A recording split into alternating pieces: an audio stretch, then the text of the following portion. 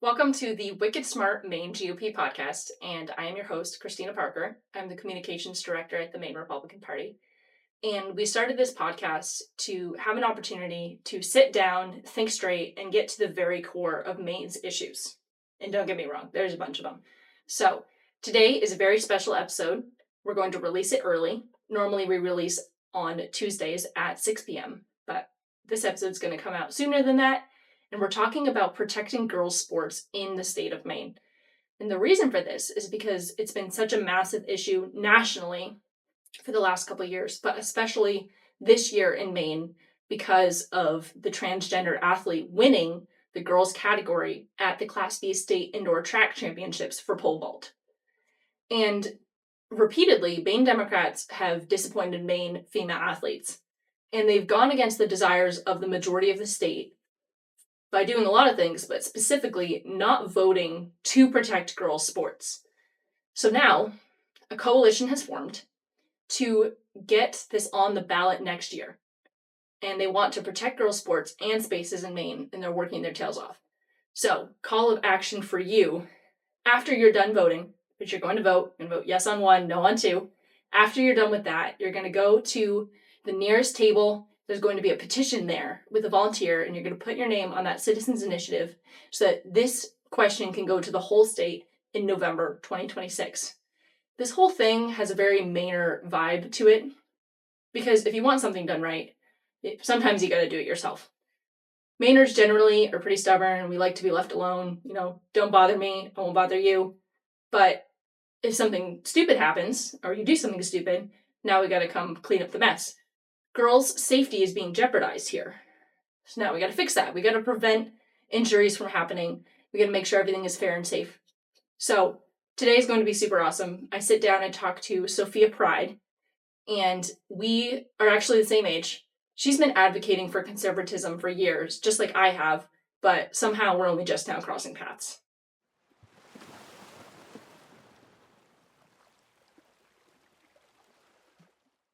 We are going to jump right into this, and I would love for you to introduce yourself, Sophia.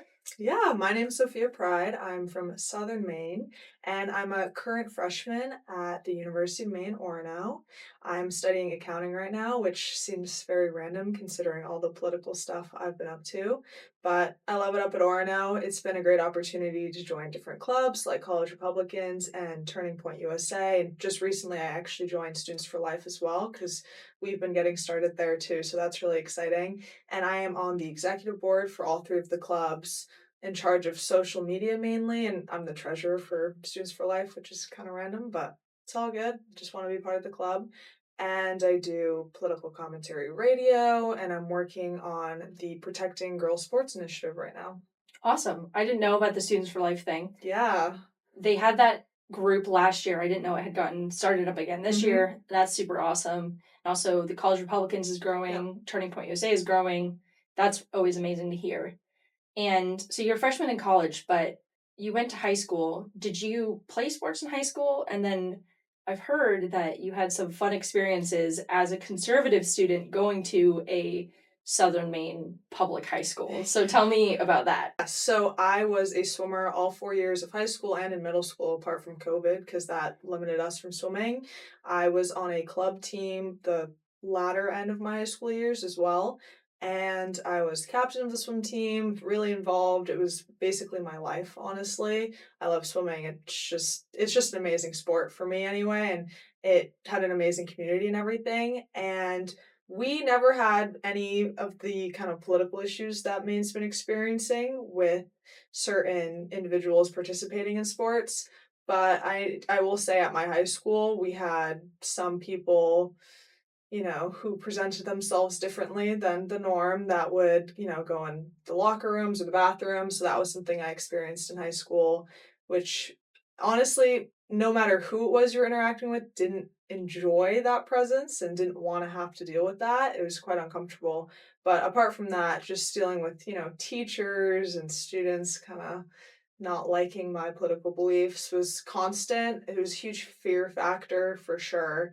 And up until maybe September of this year, I was definitely scared to tell anybody my politics. I never talked about going on the radio, never talked about the politics my family believed in, simply out of fear. I mean, when you grow up in a community for your whole life almost, it's definitely scary to put yourself out there and kind of tell people that you don't, fit in with what everyone else believes. So that was really hard to, handle. But here at UMaine, it's great. Not I mean, by no means does It's a everyone. college campus. Yes, by no means does everyone agree with me or, have the same political beliefs as me, but it's a lot easier for me to feel comfortable to share my beliefs and be proud of my beliefs now, especially with Charlie Kirk passing away and everything. That really motivated me and made me feel a lot more confident about my voice, because I kind of realized, why do I care what all these random people think? And I don't think I'm a bad person. I try and be nice to everybody no matter what, and I'm very open-minded. So I think it's all about just,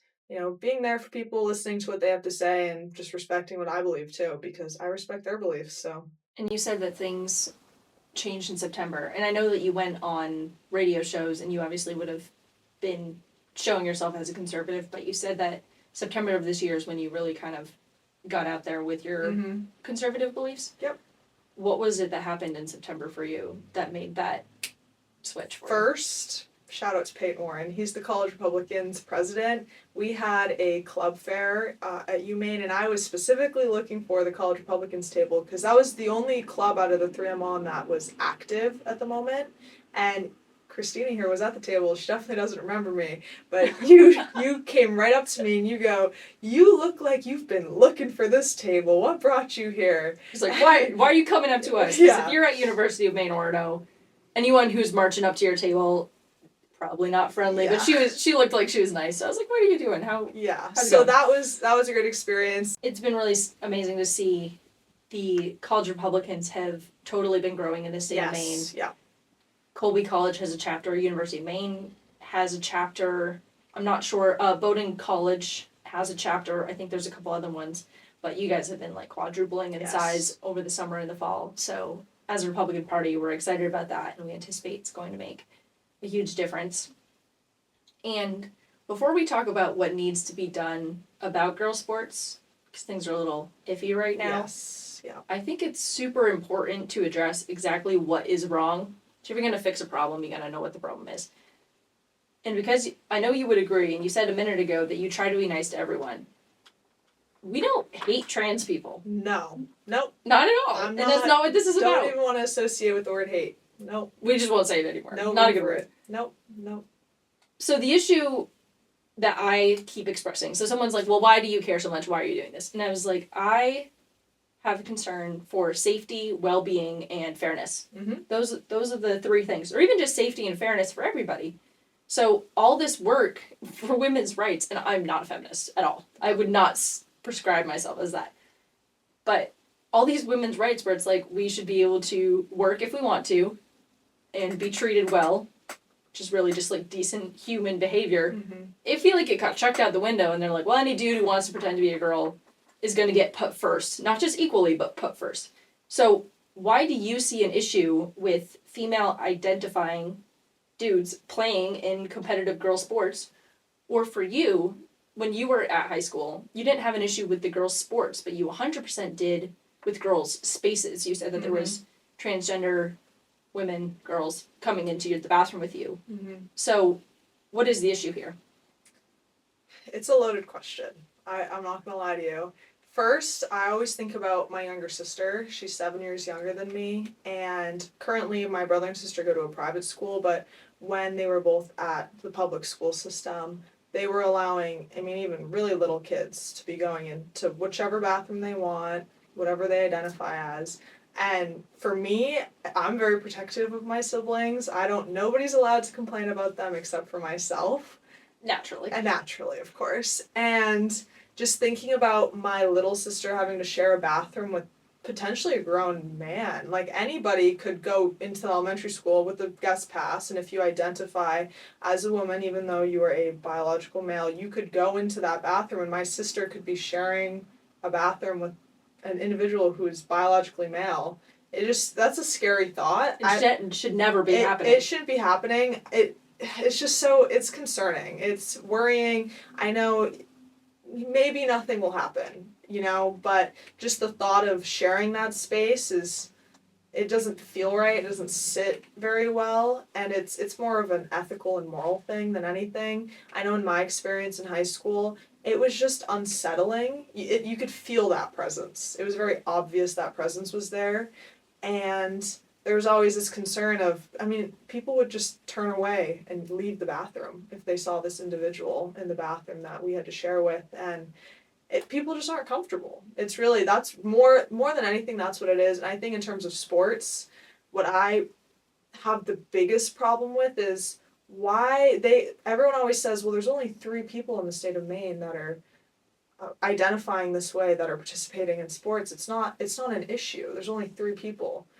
And yeah, there's only 3 people, but there's 20,000 girls in the state of Maine, over 20,000 girls who participate in high school sports.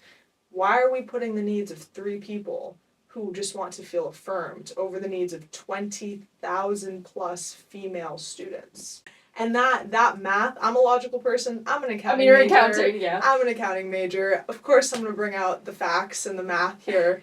But a 3 versus 20,000, I know someone from Equality Maine was talking about how it's not fair to be excluding these individuals from sports, but we're not excluding them from sports, especially with protecting girls sports. Everyone will have a right to participate in sports. That's right. The point. Everyone gets to play. Everyone gets to play. The difference is we want people to be safe, and we want it to be fair for everybody. Yep, safe and fair. And it's not fair to the 20,000 plus female athletes in the state of Maine to have to share their spaces and compromise their own beliefs and all of the work they've done for these 3 individuals to feel affirmed. Right. That's the question I battle with. And it's not, this is, people can get mad at this if they want. It's not fair to those individuals who are identifying as trans and playing in sports not in line with their gender. And the studies show that a lot of individuals, especially minors who identify as something besides, how they were born, there's a history of trauma or abuse or struggles with life, struggles with their identity. And if they are coping by pretending to be the opposite gender and then having that emotional turbulence when someone does not affirm that gender, mm-hmm. and not being able to withstand that pushback, because in the real world, there's going to be pushback for anything. Someone could get mad at me for, the shoes that I'm wearing. Whatever. Yes. It's going to happen. So if we're not preparing people for the real world and saying that not everyone's going to like you and not everyone's mm-hmm. going to allow you to do this, then it's a disservice to them. Mm-hmm. And like you said, it's 100% a disservice to the thousands of girls ages 4 to 25 or even adults playing in their rec leagues who are being harmed by this. Mm-hmm. And the history of Maine over the last year, we should talk a little bit about what has led up to this moment in time. Because I think it all started with Riley Gaines and Leah Thomas for the nation, and we had that for a couple years. And then President Trump, when he got elected to office, basically immediately addressed the issue. Yes. Was like, okay, not doing that anymore. And then 95% of the states were like, cool. Yep, whatever you say, Mr. President, we're going to comply. Fantastic. Maine has Janet Mills as governor. She decided she didn't want to, and we didn't do anything about it. And then whoop-de-doo, couple weeks later, we have a male individual competing in a girls category, and then he crushed them. Mm-hmm. We looked at the scores for how he had been performing in the male category. Not good. Not good. Not even remotely. But still significantly jumping higher, it was pole vaulting, than the females, and he beat them. Yeah. Only a couple weeks later. So then, that was in February. What was your reaction to that earlier this year when you heard about it? It was blowing up on Facebook. Oh, I heard about it immediately. I wanted to reach out to the 8 other girls who lost their one who lost their state title, and the one girl who didn't even make podium because this person was first. I wanted to reach out to them so fast because this was at Greeley, which is 10 minutes away from my high school, not far at all. I was actually just talking to a Greeley student the other day about it. Came up just out of conversation. And this is, I mean, it's October now. This happened back in February and it's still coming up. I was shocked. And I will say a big argument for the left on this issue is, well, place technically doesn't matter in these individual sports, and it's an individual sport. This person's not going to harm anyone. Sure. This individual cannot hurt anyone, which locker room's a whole different issue on that. A girl from my high school had written an op-ed in the Portland Press Herald or something about protecting girls' sports when there was that cross-country runner from Freeport who had gotten first in some Western Conference or divisional, something like that. It was a championship for that Yes, division. it was a championship and got first and was fifth before in the girls category yet again, not even the male category. And I shouldn't laugh. Yeah. Sorry. But what I have to say to that argument anyway is, as a swimmer who I was never getting first and everything in state level championships or anything like that, but this last season I got podium for each of my events, and more than anything it just felt good to get a reward for my hard effort. Right. I know. I mean, you had been swimming for years. For years, yeah. And swimming is one of the only sports I can do. I've had a lot of issues. I've had a lot of foot surgery, so I cannot run, I cannot jump, I can't do any other sports. Swimming is my sport. Swimming it's a mental just haven for me. It's really relaxing, it's really nice, and being able to put in a lot of effort, weightlifting, dieting, with my sleep, focusing on schoolwork, just all balancing that all out, and then getting rewarded for that at the end of the season. Sure, I would have placed like maybe 100th in another state, and sure, I wouldn't get recruited for D1 schools or anything like that, but just having that medal, it was like, wow, okay, my effort was worth it. And so that individual competing pole vaulting, sure, maybe the second place winner wouldn't be recruited or wouldn't be, it wouldn't really matter in the quote-unquote big picture, scheme of things, but for this individual, she lost the chance to be a state champion. I mean, that's something. You can't say that's not anything. You can't, I mean, if you get to say I'm the state champion in anything, it's a big deal. And then in terms of the big picture, yet again, another team, the Freeport track and field team, lost the entire state championship as a team because this Greeley student got points, and so Greeley girls ended up winning and beating Freeport girls. So that entire team lost the chance to be state champions. The whole team. Right. So not only did this individual steal state championships for pole vault, but also stole and took away state championships for another team. And so any argument about how, well, technically the medal doesn't actually mean that much or whatever, it's just not true. Like in the athletic climate we have in Maine, it means a lot more than in some other states because we're so much smaller. Like everyone kind of knows everybody in That's Maine. true. There's like a whole culture. Yes, the culture's so different, and I'd argue that for the people losing these these medals or these awards, that it means a lot.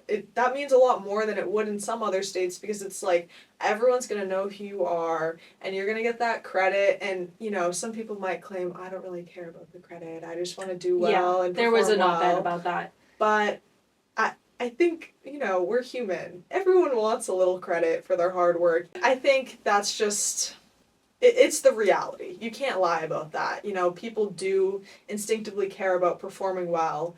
And, a lot of athletes in Maine aren't actually trying to get recruited for college. They're just doing it because they want to participate. I mean, Maine has a really high participation rate in sports. It's like 50 or 60% or something. It's like well, there's really, nothing else to do. It's really, really high. And it's just students wanting to do sports. I mean, most of my friends did 3 sports in high school.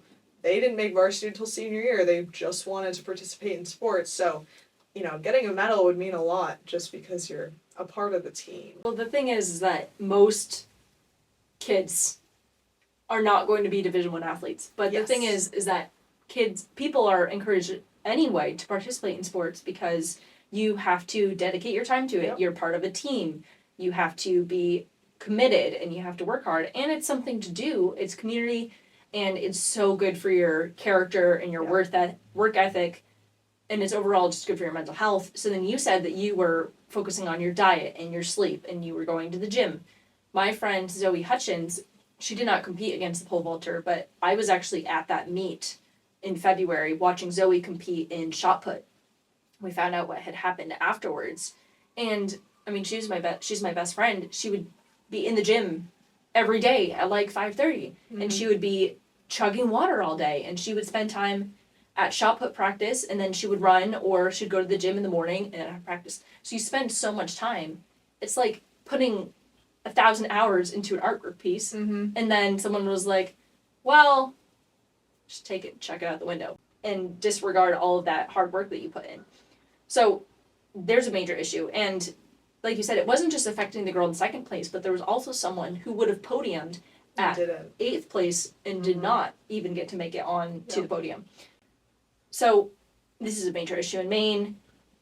The legislature tried to do something about it because they knew how it was going to go down here. They knew Janet Mills was not going to comply with Title IX.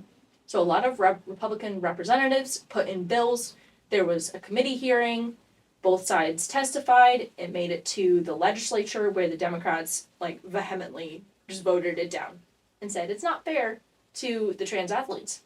And I'm not trying to be mean here, but there's 3 of them versus 20,000, and there have been injuries and loss of scholarships and titles in other states, and that's not something that we want in Maine for our girls. It's preventative. It's 100% preventative. That is the goal, and that's what Protecting Girls Sports is trying to do. We're trying to prevent more problems from happening. We don't want there to be problems. Injuries? We all want to exist together. That's the goal. We all want to just be able to coexist. Coexist. Yeah, we all want to be able to be around each other, and everyone deserves the right to participate in sports. I think sports is the best thing that anyone can do. Participating in sports is so healthy for you. There's just so many benefits to it, mentally especially, and with how much people are using technology and social media at our age and younger, it's just so good for you to disconnect. And I mean, you were listing off all the different qualities and things it helps you work on and grow as a person, and it's so amazing what sports can do for people, and the stories you can hear of what people have learned and the experiences they've had with teammates or coaches, and you can make lifelong relationships just from participating in sports. You could be horrible at it. It doesn't really matter. No one's going to judge you. Just participating, that's the whole point. You get to be a part of something, and I think it's just so important to allow people to have that opportunity to participate without fear of injuries, without fear of being uncomfortable in a locker room. And when you start allowing certain individuals to take away the safe space where people can not have to think about some English assignment they have to get done, or think about some drama going on in their friend group, where they can really just hone in and relax and put their effort into bettering themselves, it's just a disservice to all these girls. It's a disservice that people even feel uncomfortable being able to go to practice. I mean, I can't imagine having to maybe change in front of somebody, or have to compete against this person and think, well, there's nothing I could possibly do as a human to be better than this person. I can't lift more, I can't eat differently, I can't sleep more. It's just biologically I'm unable, which is fine, do anything. We're built differently. Yes. And men and women's categories have always been separated for that reason, or not always been separated, but we established Title IX because girls were not able to play sports as much, and they were going to get injured by playing in the male categories. And Title IX was established to put a separation in them for the benefit of the girls, to keep them safe. And we split into 2 different genders for sports for a reason, to protect women, and now we just forgot about that, apparently. Yeah. And I want to ask, how did this coalition start, and what is your role in it? I'm a spokesperson for it. So we have a few different groups. Obviously, Maine Girl Dads has been around for a minute now, and so they kind of are still, they're just they kind of joined our group. It's lump sum now.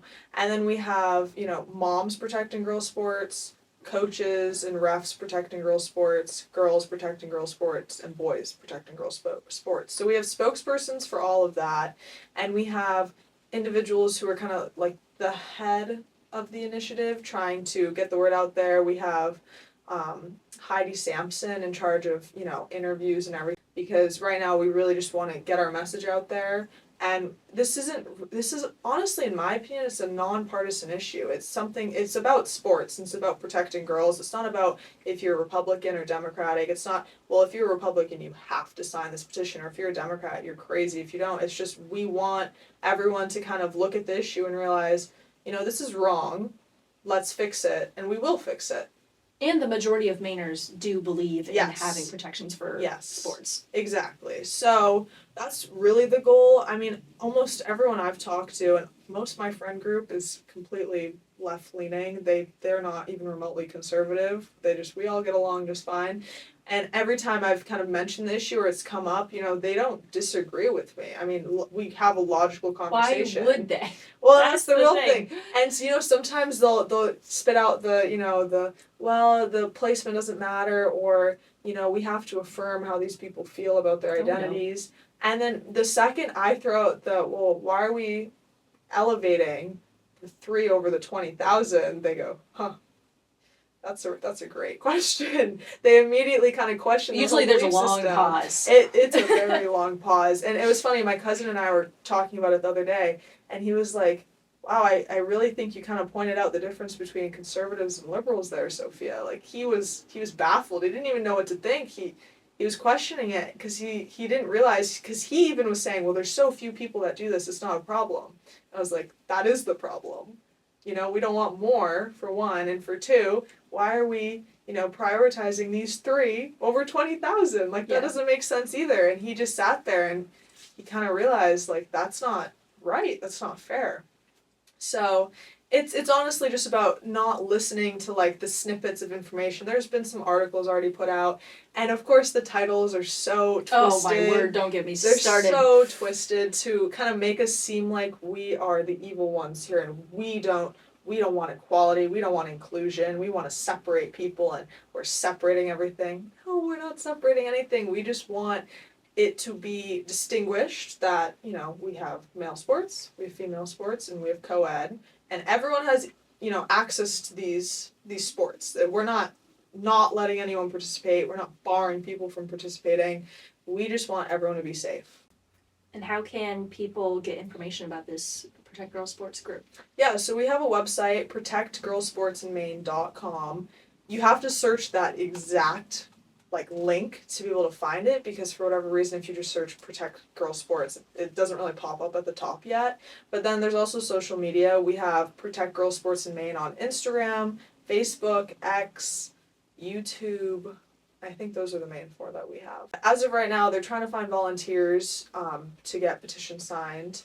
And then once our petition's out, obviously sign the petition. Tell people about it. That's the biggest thing. Tell people about it, inform people, try and get them to sign the petition, inform them of it all. And there's a lot I'm very optimistic about people signing it. I feel like it's a pretty easy topic to understand. It's not, there's kind of an easy path to follow with, what's happened.